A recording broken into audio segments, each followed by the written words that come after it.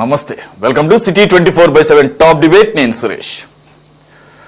Congress party AP అధ్యక్షురాలు షర్మిల హిందూ ఆలయాల నిర్మాణం విషయంలో చేసిన కామెంట్స్ ప్రస్తుతం సంచలనంగా మారాయి.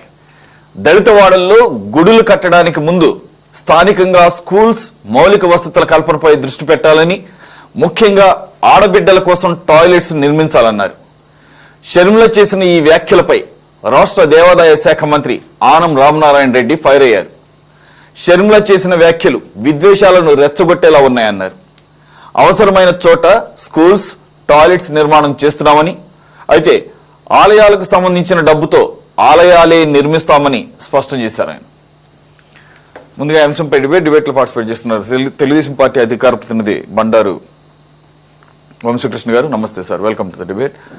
అలాగే కాంగ్రెస్ సీనియర్ నాయకులు, చీఫ్ స్పోక్స్ పర్సన్గా ఉన్నటువంటి తులసిరెడ్డి గారు జాయిన్ అయ్యారు. నమస్తే సార్, వెల్కమ్. బీజేపీ సీనియర్ నాయకులు విఠల్ గారు జాయిన్ అయ్యారు. నమస్తే సార్. మరి కాసేపు అనలిస్ట్ జాయిన్ అవుతారు. In the meanwhile Vitthal garu, యాక్చువల్గా ఈరోజు ఆనం రామనారాయణ రెడ్డి గారు స్పందించిన గత 2-3 రోజులుగా అన్ని పార్టీల వాళ్ళు, ముఖ్యంగా కూటమి పార్టీల వాళ్ళు చాలా ఘాటుగా స్పందిస్తున్నారు. అలాగే మీ పార్టీ రాష్ట్ర అధ్యక్షులు మాధవ్ గారు కూడా మాట్లాడటం నేను చూశాను. ఆయన అయితే ఒక అడుగు ముందుకేసి అసలు వైసీపీ ఫ్యామిలీ, ముఖ్యంగా వారిద్దరు పిల్లలు, అంటే రాజశేఖర రెడ్డి గారి పిల్లలు అయినటువంటి జగన్మోహన్ రెడ్డి గారు, అలాగే షర్మిల గారు, ఆవిడ ఫ్యామిలీ, వీళ్ళు హిందూ వ్యతిరేకులుగా మారారు. దానికి అనేక పరమైనటువంటి చర్యలు గత ప్రభుత్వం హయాంలో చూసాము. అలాగే వ్యక్తిగతంగా చూస్తే కనుక షర్మిల గారు కానీ, ఆమె భర్త గారు కానీ మత మార్పిడులు చేయడంలో వీళ్ళకు ఉన్నటువంటి శ్రద్ధ, అలాగే మిగిలిన మతాల మీద ప్రేమ కానీ, లేదంటే కనుక వాటి మీద గౌరవం కానీ లేదు అని చెప్పేసి తీవ్రంగానే మాట్లాడటం జరిగింది. అందు గురించే మిమ్మల్ని అడుగుతున్నాను నేను. ఇప్పుడు ఆవిడ అన్నది ఏంటి? ఒక రాష్ట్ర జాతీయ పార్టీ అధ్యక్షురాలిగా గుడులు కట్టొచ్చు, మరి 5,000 గుడులు, అది ఎవరి డబ్బైనా కానీ, అఫ్కోర్స్ అది ఆలయాల ద్వారా వచ్చిన డబ్బే ఉండొచ్చు, టీటీడీ డబ్బే ఉండొచ్చు. వాటి కన్నా కూడా, వాటితో పాటుగా ఇంకా ఇంపార్టెంట్ థింగ్స్ ఉన్నాయి కదా. అంటే ముందు ఇక్కడ జీవిస్తున్నటువంటి ప్రజల యొక్క సౌకర్యార్థం స్కూల్స్ కానీ, మౌలిక వసతులు కానీ, ముఖ్యంగా టాయిలెట్స్, అవి కదా ఇంపార్టెంట్ అన్న రీతిలో మాట్లాడటం. అలాగే గుడ్లు కట్టొద్దు అనేది ఎవరు కాదు ఇక్కడ భావన. ఆవిడ అన్నదాంట్లో తప్పే ఉంది అనేది మౌలికమైన ప్రశ్న. అంటే మీరేమంటారు?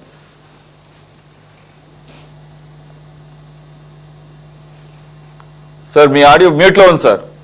విఠల్ గారు, ఆడియో మ్యూట్లో ఉంది.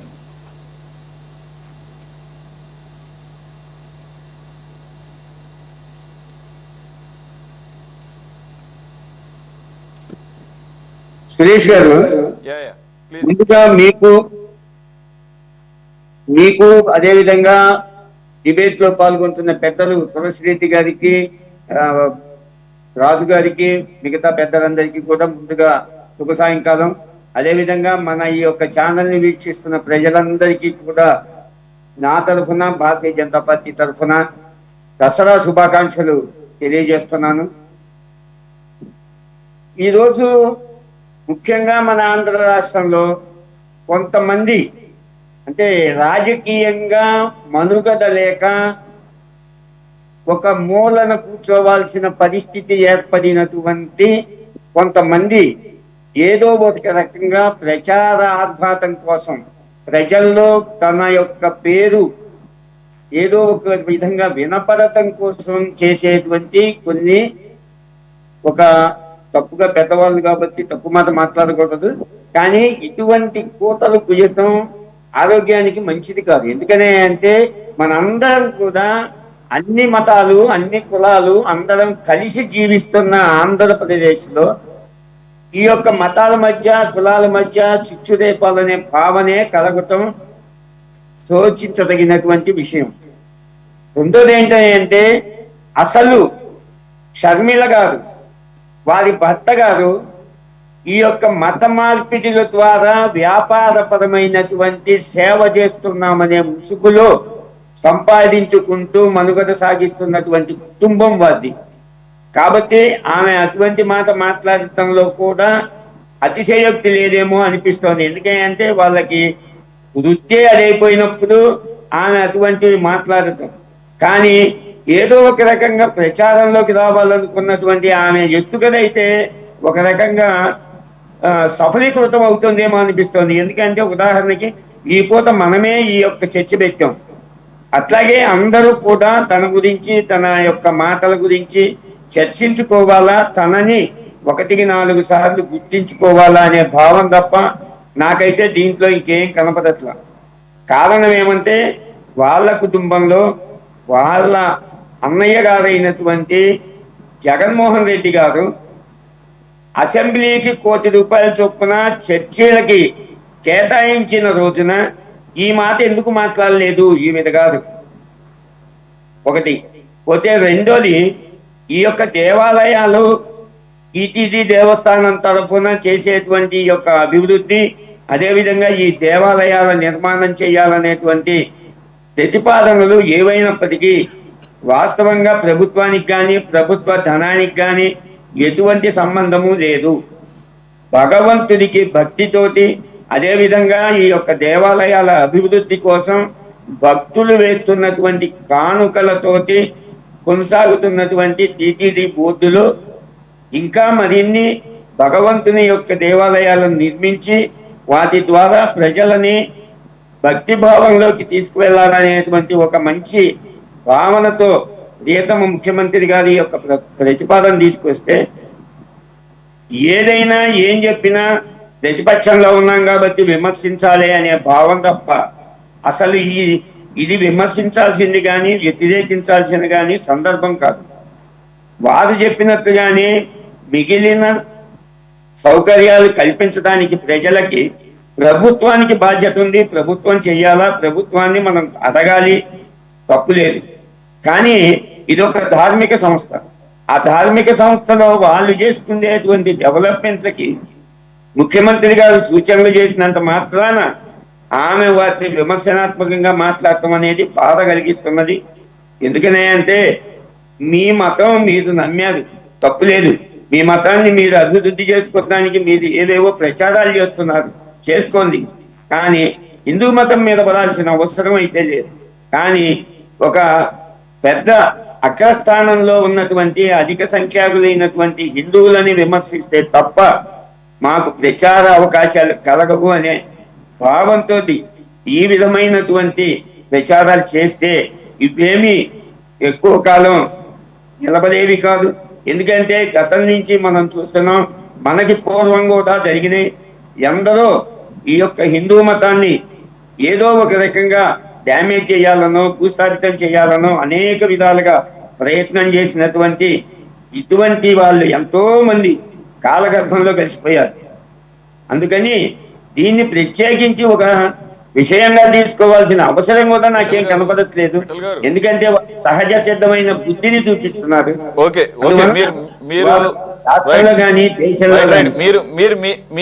మీరు మీ సహజ సిద్ధమైనటువంటి భాషనే వాడారు, బీజేపీ భాషే, తప్పేం లేదు. ఎందుకంటే మీ బీజేపీ ప్రతినిధి. కానీ అసలు షర్మిల గారు మాట్లాడింది మీరు విన్నారా? ఆవిడ చేసిన ట్వీట్ కానీ అదంతా ఆ సోషల్ మీడియాలో పెట్టిన పోస్ట్ కానీ చదివారా? ఆవిడ వినే మాట్లాడుతోంది 5,000 దేవాలయాలు కట్టిస్తామని చంద్రబాబు గారు చెప్తే ఆమెకేంతంత బాధ, ఆమెకి ఎందుకంత? టీటీడీ ఆవిడ క్వశ్చన్ కూడా అదే, ఆవిడ క్వశ్చన్ కూడా అదే. టీటీడీ నిధులతో టీటీడీ కట్టిస్తే తప్పేం లేదు, దానికి చంద్రబాబు నాయుడు గారు ఒకళ్ళతో పుచ్చుకొని ఆయన సొంతంగా ప్రచారం చేసుకోవాల్సిన అవసరం ఏముంది? ప్రభుత్వం అంటే అన్ని మతాలకి పెద్ద దిక్కుగా ఒకటే, అన్ని మతాలను సమానంగా చూడాలి కదా. ఈ రకంగా బయాస్డ్ గా ఉన్నట్టుగా అవతల వారికి అనుమానం కూడా కలిగించకూడదు, అవతల మిగిలిన మతాలకి అభద్రతా భావం కల్పించకూడదు అనేది ఆవిడ చెప్తున్నాడు. రెండు అన్నిటికన్నా ముఖ్యమైనది ఏంటంటే దళిత వాడల్లో గుడులు కట్టండి తప్పులేదు, కానీ అంతకన్నా ముఖ్యమైనటువంటి రాష్ట్ర హైకోర్టు ఈ సంవత్సరమే జూలైలో చెప్పినటువంటి 228 మంది బాలికలకు ఒక్క టాయిలెట్ మాత్రమే ఉందని స్వయాన హైకోర్టు చెప్పింది. కాబట్టి వాటిని ప్రయారిటైజ్ గా తీసుకొని ముందు టాయిలెట్స్ కట్టండి, బడులు కట్టండి, రోడ్లు వేయండి, ఎస్సీ ఎస్టీ కాలనీల్లో గుడులు కూడా కడుతురు కానీ ప్రయారిటీ ఇది అని చెప్పడం ఎట్లా తప్పు అవుతుందని ఆవిడ మిమ్మల్ని ప్రశ్నిస్తోంది. నేను చెప్పింది మీరు ఫాలో అవ్వలేదేమో. నేనేం చెప్తున్నాను అంటే అవన్నీ చేయాల్సింది ప్రభుత్వం. దేవాలయాలు కదుతోంది ధార్మిక సంస్థ. ఆ రెండింటికి చాలా వ్యత్యాసం ఉన్నది. అయితే చంద్రబాబు నాయుడు గారు ఎందుకు చెప్పారు అంటే సలహా ఇచ్చారు. నేను అందుకే ఇందా ప్రస్తావించాను.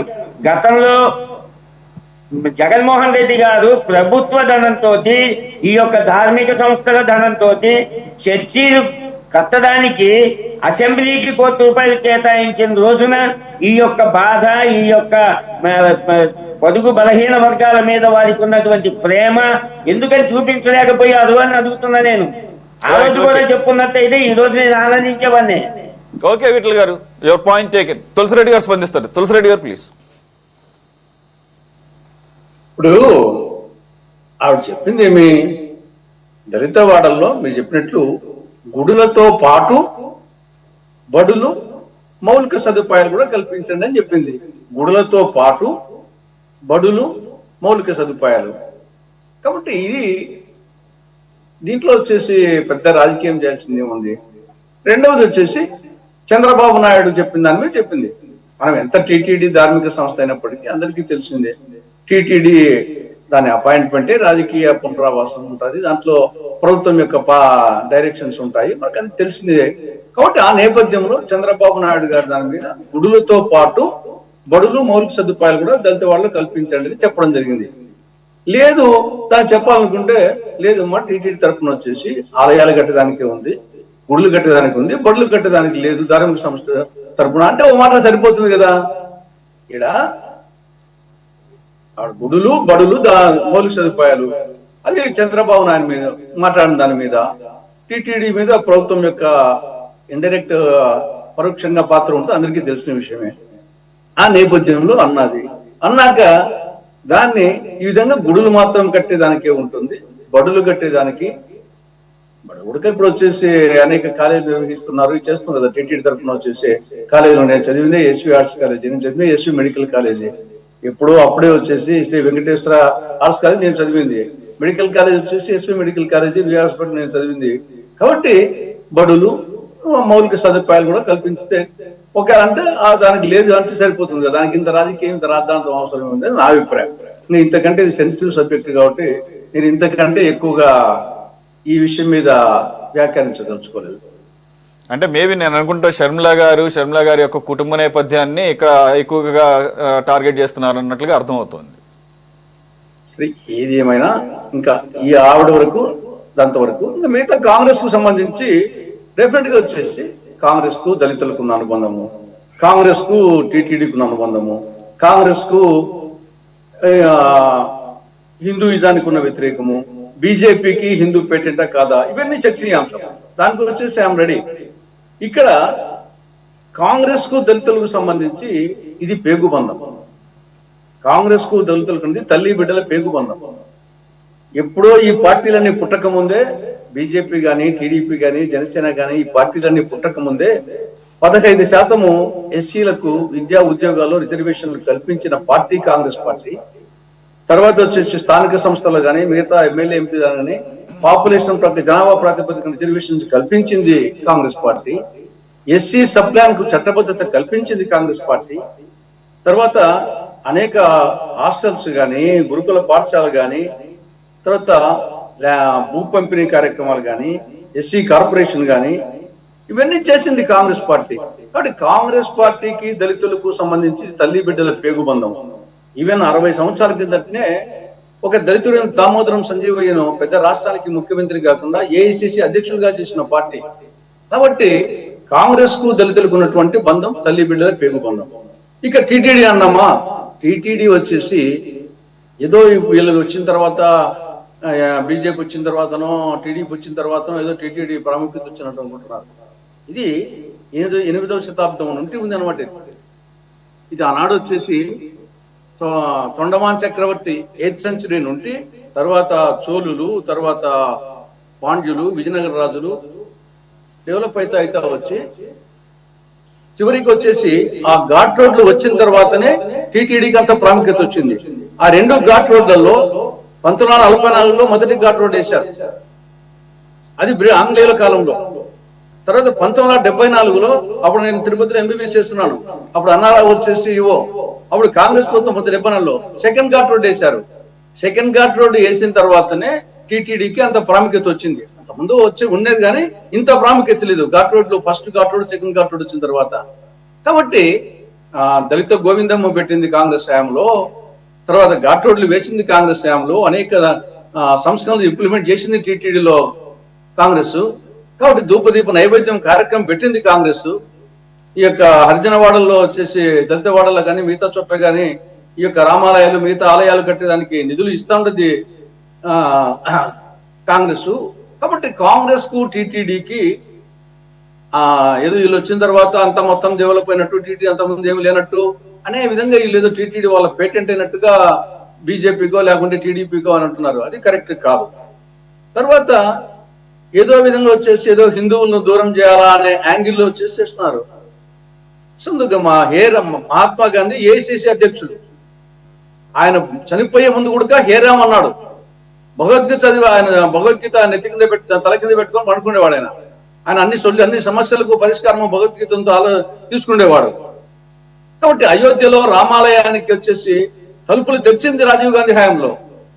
89లో ఆయన ప్రచారం ప్రారంభించింది అయోధ్య నుండి. కాబట్టి ఇక్కడ ధూపదీప నైవేద్య కార్యక్రమం కానీ, దళిత వాడల్లో కానీ, మిగతా చోట్ల ఆలయాలు కానీ, అంటే అదేదో కాంగ్రెస్ కు వచ్చేసి కాంగ్రెస్ లో వచ్చేసి ఇది భారతీయుల పార్టీ. భారతీయుల్లో వచ్చేసి హిందువులు ఉంటారు, ముస్లింలు ఉంటారు, క్రిస్టియన్లు ఉంటారు, పార్సీలు ఉంటారు, జైనులు ఉంటారు, బౌద్ధులు ఉంటారు.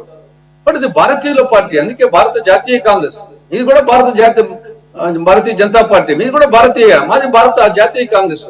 దాంట్లో అందరూ ఉంటారు. దాంట్లో వచ్చేసి ఎంతమంది ఏఐసిసి అధ్యక్షులు హిందువులు లేరు? వల్లభాయ్ పటేల్ వచ్చేసి ఆయన కంటే పెద్ద హిందువు ఉంటారా?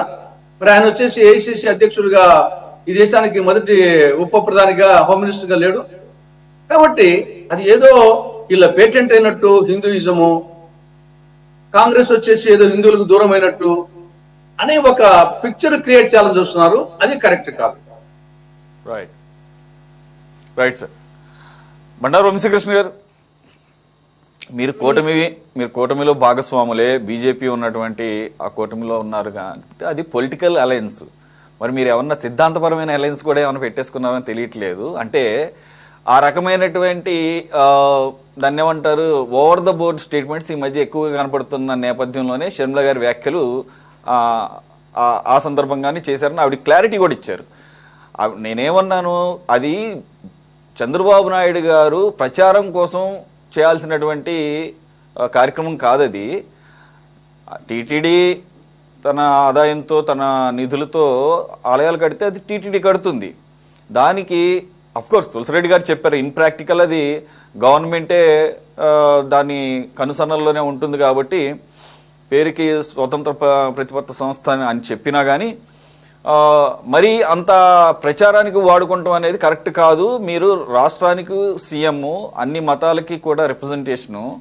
కాబట్టి అవతల మతాలకు ఆ రకమైనటువంటి ఇన్సెక్యూరిటీ కానీ ఆ రకమైన ఆలోచన కూడా రానివ్వడం కరెక్ట్ కాదన్న అర్థంలో నేను చెప్తే, దాన్ని చివరికి బీజేపీతో కలిసి టీడీపీ కూడా ఒక్కటయ్యి హిందూ వ్యతిరేక భావజాలాన్ని నెత్తిన రుద్దుతున్నారు అని చెప్పేసి అలాగే పర్సనల్ అటాక్ చేస్తున్నారు అన్నదాన్ని మీరేమంటారు సార్? ఇప్పుడు ముందుగా మీకు, తులసిరెడ్డి గారికి, విఠల్ గారికి, కృష్ణాంజనేయులు గారికి, సిటీ 24/7 ప్రేక్షకులందరికీ కూడా గుడ్ ఈవినింగ్ సార్. ఇప్పుడు షర్మిల గారు ఇంకొక మాట అన్నారండి, అది మీరు ప్రస్తావించలేదు. ఇక్కడ దళిత వాడల్లో గుళ్ళు పెట్టి దళితుల్నే ఇందులో పూజారులుగా పెడతారా అని కూడా అన్నారు. సో 2018 ఏప్రిల్ 16వ తారీఖున చిలుకూరు దేవాలయంలో పూజారి సౌందరరాజన్ గారు ఒక దళిత వ్యక్తిని భుజాన్ని ఎత్తుకుని వెళ్ళి గుళ్ళోకి తీసుకెళ్ళాడండి. అతను వేదం చదివాడు కాబట్టి. ఆ పరిస్థితులు దేశమంతా రావాలి అనేటటువంటి ఉద్దేశంతో ఒక బ్రాహ్మణుడు దళితుడిని తన భుజాన్ని మోసుకుని గుళ్ళోకి తీసుకెళ్ళినటువంటి సందర్భం. ఈరోజు షర్మిల గారు చేసినటువంటి వ్యాఖ్య ఏంటంటే, సరే దళిత వాడల్లో గుళ్ళు కడతా ఉన్నారు, ఇక్కడ పూజారిగా ఎవరిని పెడతారు? దళితుల్ని పెడతారా లేదంటే బ్రాహ్మణుల్ని పెడతారా అంటే, వేదం చదివినటువంటి దళితులు ఎవరైనా కానీ పూజారులుగా పెట్టాలనేదే ఆ రోజు సౌందరరాజన్ గారు చిలుకూరు బాలాజీ టెంపుల్లో స్టార్ట్ చేసినటువంటి ఇనిషియేషన్. సరే షర్మిల గారు చేసినటువంటి వ్యాఖ్యలు ఏవైతే ఉన్నాయో చాలా సెన్సిటివ్ వ్యాఖ్యలు. ఆవిడ హిందూ విశ్వాసాలని నమ్మి ఆ వ్యాఖ్యలు చేసినట్లయితే ఇంత ఇంపాక్ట్ ఉండేది కాదు. కానీ ఆవిడ నమ్మేదంతా కూడా క్రిస్టియన్ సిద్ధాంతాలను, క్రిస్టియన్ మతాన్ని నమ్మేటటువంటి వ్యక్తి ఈరోజు వచ్చేసి ఈ గుళ్ళు అవసరమా అనేటటువంటి వ్యాఖ్య. ఆ తర్వాత ఆవిడ ఎక్స్ప్లెనేషన్లో నేను అలా అనలేదు ఇలా అన్నానని చెప్పేసి చెప్పుకుంటా ఉన్నారు. ఆవిడ ఎక్స్ప్లెనేషన్ ఇక్కడ ముందు మాట అనేశారు, అన్న తర్వాత చెప్పేటటువంటి ఎక్స్ప్లెనేషన్లో బీజేపీ తోటి కలిసి టీడీపీ కూడా నన్ను ఒక ఈ మతానికి ఇది చేస్తా ఉన్నారని చెప్తా ఉన్నారు. ఆ రోజు ఆవిడ ఇమ్మెచ్యూర్గా మాట్లాడారనేది నా ఒపీనియన్. నేనేమనుకుంటా ఉంటానంటే షర్మిల గారికి ఉన్నటువంటి నాలెడ్జ్లో, షర్మిల గారికి ఉన్నటువంటి జ్ఞానంలో 10% జగన్మోహన్ రెడ్డి గారికి ఉన్నా కానీ ఈరోజు ఆయన ఇంత ప్రతిపక్ష హోదా కూడా ఇవ్వాలి నాకని అనుకునే స్టేజ్లో ఉండేవాడు కాదు. డెఫినెట్లీ మంచి పొజిషన్లో ఉండేవాడని అనుకున్నాను. అట్లాంటి షర్మిల గారే ఇమ్మెచ్యూర్గా టెంపుల్స్ గురించి మాట్లాడారు. మౌలిక సదుపాయాలు కల్పించాలి, ఆ తర్వాత గుళ్ళు అన్నారు. ఇవన్నీ రెండు ప్యారలల్గా జరగాలి. మౌలిక సదుపాయాలు కల్పించాల్సింది ప్రభుత్వం. ఈ ఏదైతే ఈ టీటీడీ ఉన్నటువంటి నిధులతోటి ధూపదీప నైవేద్యాలు అనే పథకం పెట్టి దాని ద్వారా ఏదైతే రెనోవేషన్కి వచ్చినటువంటి టెంపుల్నన్నింటినీ కూడా రెనోవేట్ చేసి ఆధునీకరణ చేసి వాటిలో కూడా పూజలు చేసేటటువంటి విధానాన్ని టీటీడీ ఎప్పుడో తీసుకొచ్చింది. దిగ్విజయంగా చాలా టెంపుల్స్లో అది ఇంప్లిమెంట్ చేశారు. అలాగే దళిత వాడల్లో కూడా టెంపుల్స్ కట్టాలి అనేటటువంటి ఉద్దేశంతో మాట్లాడిన మాటలు, దాన్ని షర్మిల గారు ఇంకొక రకంగా దళిత వాడల్లో ముందు మౌలిక సదుపాయాలు అన్నారు. ఆ మౌలిక సదుపాయాలు కల్పించవలసింది ప్రభుత్వం. ఈ టెంపుల్స్ అవన్నీ కూడా కడతా ఉంది హిందూ దేవాలయాల డబ్బులతో కడుతున్నారు కాబట్టి ఇది ఇంత సెన్సిటివ్ టాపిక్ అయింది. సో దీని గురించి షర్మిల గారు అన్నటువంటి మాటలు ఇమ్మెచ్యూర్గా ఉన్నాయి కాబట్టి ఆవిడ ఎక్స్ప్లెనేషన్ కూడా ఏదైతే ఆవిడ ఎక్స్ప్లెయిన్ చేస్తా ఉన్నారు, నేను అన్నా ఇది వేరు, అక్కడ మౌలిక సదుపాయాలు లేకుండా టెంపుల్స్ ఏంటి అని అన్నారు. కానీ ఆ డబ్బులతో టెంపుల్స్ కట్టొచ్చు, ఈ మౌలిక సదుపాయాలు ఏర్పాటు చేయొచ్చు కదా అని అర్థం వచ్చేటట్లుగా షర్మిల గారు అన్నారు. ఇప్పుడు ఆవిడ భర్త చూసుకుంటే బ్రదర్ అనిల్ కుమార్ గారు ఒక మత ప్రచారకర్త. ఇప్పుడు ఆవిడ కొడుకు కూడా అమెరికాలో ఉన్నటువంటి బైబిల్ మిషన్ డిగ్రీ పొంది అదే ప్రొఫెషన్లోకి దిగుతున్నటువంటి వ్యక్తి. ఆ కుటుంబంలో ఉన్నవారు హిందూ దేవాలయాలపై కామెంట్ చేస్తే ఆ కామెంట్ డెఫినెట్లీ కాంట్రవర్సీ అవుతుంది. ఎందుకంటే ఆ కామెంట్ అనేది ఆవిడ ఎక్స్ప్లెయిన్ చేసేదాకా ఆవిడ ఏమన్నారో ఆవిడ నేను సరి చేసుకుంటున్నాను, నన్ను బీజేపీతో కలిసి టీడీపీ కూడా ఒక మతానికి వ్యతిరేకంగా నన్ను చూపిస్తా ఉన్నారంటే ఆవిడ వ్యాఖ్యలు అలాగే ఉన్నాయి. సో వాటినే మినిస్టర్ గారు ఖండించారు. ఆలయాల నిర్మాణాలు ఎందుకు వ్యతిరేకిస్తారో చెప్పాలని కూడా ఆ మినిస్టర్ గారు అన్నారు. సో ఇవన్నీ కూడా షర్మిల గారు ఇమ్మెచ్యూర్గా మాట్లాడటం వల్ల వచ్చినటువంటి ఇబ్బందులు ఇవన్నీ కూడా. సో ఇట్లాంటి సెన్సిటివ్ టాపిక్స్ మాట్లాడేటప్పుడు ఒక రాజకీయ పార్టీకి రిప్రజెంటేటివ్ ఉన్నప్పుడు చాలా జాగ్రత్తగా ఉండాలనేది నా ఒపీనియన్. సరే, అదే ప్రశ్న మిమ్మల్ని, ఆవిడ్ని ఒక రాజకీయ పార్టీ అధ్యక్షురాలిగా చేసిన కామెంట్స్ గా తీసుకోకుండా మీరే అన్నారు కదా ఆవిడ కుటుంబ నేపథ్యం, ఆవిడకు ఉన్నటువంటి రిలీజియస్ బిలీఫ్, ఆయన భర్త చేస్తున్నటువంటి మత ప్రచారకుడిగా ఇవన్నిటిని దృష్టిలో పెట్టుకొని అంత వలన ఇదంతా కాంట్రవర్సీ ఉందని మీరే ఒప్పుకున్నారు. మీరే ఒప్పుకున్నప్పుడు ఆవిడని ఒక రాజకీయ పార్టీ అధ్యక్షురాలిగా చేసిన కామెంట్స్ గా తీసుకుంటే బాగుండేదేమో, మీకు ఇంకా మెచ్యూరిటీ ఉండేదేమో నా భావన. చెప్తా ఉన్నాను. First of all she is the PCC president for Andhra Pradesh. ఆ తర్వాత ఆవిడ కుటుంబ నేపథ్యం కూడా డెఫినెట్లీ చూస్తారు. ఆవిడ ఎప్పుడైనా గుడికి వెళ్ళిందా అనేది కూడా డెఫినెట్లీ చూస్తారు. ముందుగా ఆవిడ పిసిసి అధ్యక్షురాలు, ఆ అధ్యక్షురాలు హోదాగా అన్నటువంటి వ్యక్తి, ఆ వ్యక్తి కుటుంబ నేపథ్యం ఏంటనేది డెఫినెట్లీ చూస్తారు సార్. చూడకుండా ఎలా ఉంటారండి? డెఫినెట్లీ చూస్తారు ఆవిడ కుటుంబ నేపథ్యం ఏంటనేది. సో ఆ మాట వస్తుంది. ఈవిడ ఎప్పుడైనా గుళ్ళకి కానీ అలా ఎల్లుంటే అనే మాట వస్తుంది. నేను ఇంకా అనలేదు, ఆ మాట అనకూడదు కాబట్టి, ఇంకా కాంట్రవర్సీ అవుతుంది కాబట్టి నేను ఆ మాట అనలేదు. ఇక్కడ కూడా నేనేమి ఒకళ్ళతో పుచ్చుకోవట్లేదు, అలాగని ఖండించండి. నా పాయింట్ ఏంటంటే నాకున్నటువంటి బేసిక్ డౌట్, ఇప్పుడు మనం కూడా ఒకసారి డిబేట్లో ఒక టాపిక్ ఏదన్నా గనక కాంట్రవర్షియల్ అయినో లేదంటే గనక ఒక డీప్ సబ్జెక్ట్ ఉన్న వాటిలో ఏమవుతుందంటే ఒకసారి నేను కాసేపు పార్టీ ప్రతినిధిగా కాకుండా నా వ్యక్తిగత అభిప్రాయం చెప్తున్నాను అని అంటారు. అట్లాగే ఆవిడ ఒక రాష్ట్ర అధ్యక్షురాలి హోదాలో మాట్లాడారేమో అనేది నాకు అనిపించింది, మీ ముందు పెడుతున్నాను. అంతకంటే ఏం లేదు ఇక్కడ. సార్ ఈ విషయం ఏ హోదాలో ఉన్నా కానీ చాలా జాగ్రత్తగా మాట్లాడాల్సినటువంటి సున్నితమైన విషయం. చాలా దురదృష్టం సార్, పద్దాక ఆల్వేస్ తిరుమల తిరుపతి దేవస్థానం ఒకటి, హిందూ దేవాలయాలు ఒకటి ఇట్లా కాంట్రవర్సీ స్టేట్మెంట్స్ రావడం చాలా దురదృష్టం. సరే వచ్చినప్పుడు సరి చేసుకునే విధానంలో కూడా నేను అలా అనలేదు ఇలా అన్నానని అంటున్నారు ఆవిడ. అది కూడా జస్టిఫికేషన్ గా లేదు అనేది మా అభిప్రాయం. Right, okay, point take. Krishnanjali గారు, thanks for joining. Yeah please. Panel members అందరికీ నమస్కారం. నేను మన వంశీ గారు మాట్లాడిన దగ్గర నుంచి మొదలు పెడదాం అనుకుంటున్నాను. షర్మిల గారి విషయంలో రావటానికి ముందు ఎందుకు అనంటే ఇది బేసిక్ డౌట్ అందరికి కూడా, భారతదేశంలో ఉండేటువంటి ప్రజలందరికీ వంశీ గారు చేసిన ప్రస్తావన మీద ఒక క్లారిఫికేషన్ అది అవసరమని నేను అనుకుంటున్నాను. నేను మాట్లాడిన వెంటనే ఈ అంశంలో మీద ఖచ్చితంగా ఆయన క్లారిఫికేషన్ కూడా ఉంటే వచ్చుకోవడం, మేము ఇద్దరు మాట్లాడుకోవచ్చు. ఎందుకంటే డిబేట్ కదా ఇది, దాని గురించి తప్పేం కాదు. ఎందుకు అంటే ఇప్పుడు షర్మిల భర్త లేదా షర్మిల కొడుకు వాళ్ళ కూతురు వీళ్ళందరూ క్రిస్టియన్స్ కాబట్టి హిందూ దేవాలయాల గురించి వాళ్ళు మాట్లాడకూడదా అండి? భారతదేశంలో ఏ పౌరుడైనా సరే తన ఇష్టం వచ్చినటువంటి మతాన్ని ఆచరించేటువంటి హక్కు, అధికారం రాజ్యాంగం కల్పించింది. మరి ఇప్పుడు సనాతనిగా ప్రకటించుకున్నటువంటి పవన్ కళ్యాణ్ హిందువులకు సంబంధించినటువంటి అంశాలే మాట్లాడాలా? ఆయనేం కాదు కదా, అన్ని మతాలకు సంబంధించినటువంటి అంశాలు మాట్లాడతారు. ఆయన జనసేన కాకపో జనసేన అనే పాయింట్ కాదు ఇక్కడ. షర్మిల పిసిసి అధ్యక్షురాల లేదనే పాయింట్ సంగతి తర్వాత. అసలుకి ఆవిడ క్రిస్టియన్ అయినంత మాత్రాన హిందూ దేవాలయాలకు సంబంధించినటువంటి ఒక అంశాన్ని మాట్లాడటానికి అది అనర్హత.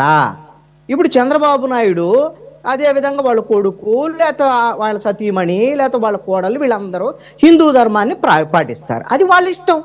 అయినప్పుడు ఇక క్రిస్టియన్ల గురించి ముస్లింల గురించి మాట్లాడటానికి మీకు హక్కు లేదని అంటాము మనం? ఇది భారతదేశంలో వాళ్ళు ఏ మతాన్ని ఆచరించినా సరే రాజకీయపరమైనటువంటి అంశాలు కావచ్చు, సాధారణమైనటువంటి పౌరులుగా కూడా అన్ని అంశాలని డిబేట్ చేయొచ్చు. ఈ అంశాన్ని ముందు ప్రాథమికంగా మనం ఒకటి గమనించాలి. అందుకని షర్మిల నేపథ్యం ఏమిటి, ఆవిడ గుళ్ళు గురించి మాట్లాడిన దాంట్లో ఏమీ అభ్యంతరం పడాల్సినటువంటి అవసరం లేదు అనేటువంటిది. ఇక రెండవది విఠల్ గారు మాట్లాడారు. ఈ మొత్తం మీరు ఒక్కసారి గమనిస్తే దక్షిణ భారతదేశంలో కూడా మతపరమైనటువంటి రాజకీయాలు కావాలి, ఇక్కడ మతపరమైనటువంటి రాజకీయ ఘర్షణలు కావాలి. హిందువుయేతరులు, హిందూ ముస్లింలు కానివ్వండి, హిందూ క్రిస్టియన్లు కానీ ఇలా విడిపోవాలి, హిందువులు ఓటర్లు పోలరైజ్ కావాలి అని ఆశపడేటువంటి వాళ్ళు, అలాంటి ప్రయత్నం చేసేటువంటి వాళ్ళు, అలాంటి రాజకీయాల వల్ల లాభాలు పొందాలి అనేటువంటి వాళ్ళు, అలాంటి ప్రయత్నాలు చేసేటువంటి వాళ్ళు ఎవ్వరు అని అడిగితే సింపుల్గా చిన్న పిల్లగాడిని అడిగినా చెబుతారు అది బీజేపీ. దాంట్లో ఎటు సందేహం ఉంది? కాబట్టి వీళ్ళు ఒక ప్రయత్నం చేశారు ఆల్రెడీ పవన్ కళ్యాణ్ ద్వారాగా. సనాతన ధర్మము, హిందూ ధర్మాలకు సంబంధించినటువంటి వ్యవహారంలో నష్టం జరుగుతుంటే ఎవరు మాట్లాడలేదని రెచ్చగొట్టేటువంటి ప్రయత్నాలు, ఇలాంటివన్నీ ఇక్కడ గుళ్ళు సంబంధించినటువంటి మెట్లు గడగటాలు, అదేవిధంగా వారాహి డిక్లరేషన్ అని తిరుపతికి వెళ్ళి ఇవన్నీ కూడా చేశాడు. ఎన్ని చేసినా వీళ్ళు ఇంకా చేశారు. వైఎస్ఆర్ కాంగ్రెస్ పార్టీ అధికారంలో ఉన్నప్పుడు టిప్పు సుల్తాన్ విగ్రహాలు పెట్టడానికి వీల్లేదు అని కడప జిల్లాలో మన తులసిరెడ్డి గారికి తెలుసు, అక్కడ ఉద్యమాలు చేశారు. వీళ్ళేమో కర్ణాటకలో టిప్పు సుల్తాన్ విగ్రహాలు వీళ్ళు సపోర్ట్ చేస్తారు, వీళ్ళ గవర్నమెంట్. వీళ్ళ రాజకీయాల గురించి నేను చెప్తున్నాను.